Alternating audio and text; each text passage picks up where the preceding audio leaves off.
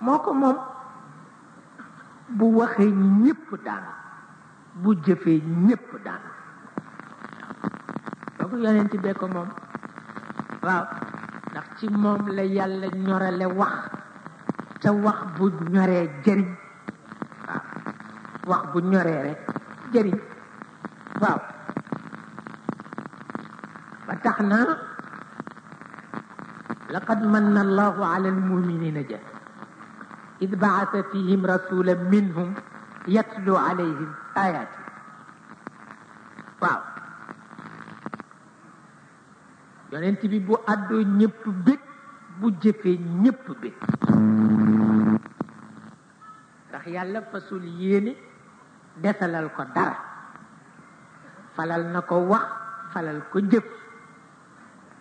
moo tax alquran di xas góor gu yaroo ci taatu jigéen ñi ba mënula tontu baat bu dëgër. alquran xas na ko. waaw dafa bëgg góor na mu mel ca tool ya bu xuloo ñëwee mu mel noonu. waaw moo ca tane. waaw waaye ñuy xuloog yow ngay mattu di wiccax sa baaraam rek kooku taxul mu sotti. waaw amoon nañu mbokk taalibe bu ñu wax Amat Ba dafa dem ba ca gaaru Tiwaawan benn waay bu forox mbéj ko saaga ko ndey mu waaxoo ca nag. waaw waaxoo ca ba ca kër ga di yëngal bopp bi rek ma ni ko lu xew mu ni ma kii de li mu wax garaaw na lool.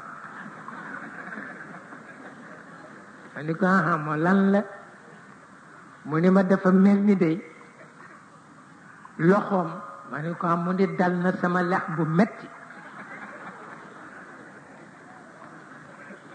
ma ni ko kooku ci wolof mbéj la tudd. waaw ma ni ko dafa la mbéj mu ni ma mel na ni tudd na jigéen ji ma ni ko kooku nag jar na xare.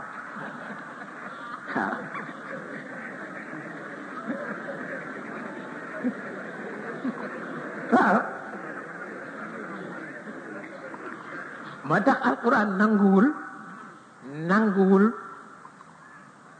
ku mënula xuloo waaye xuloo bu rafet nag la bëgg. waaw xuloo bu jaar yoon xuloo mantiq moom la bëgg. waaw xuloo bi mu bañ mooy may wax ngay wax kenn du déglu sa morom bëggu ko.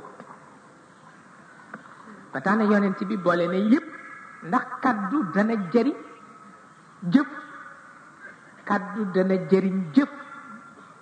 mathalu kalimatin tayyiba ka shajaratin tayyiba asluha thabit wa far'uha fi sama. ba moo tax daal yonent bi sax junj na ko junj na nee na inna min ash-shi'ri la hikma wax na itam inna min al-bayani la sihra. yooyu yëpp pour wone ni jamono noppi jeex na jamono wax ak jëf moo falu. fexeel ba loo wax ñu dégg ko loo jëf ñu nangu ko. waaw moo am. moo tax maa ngi koy wax barki démb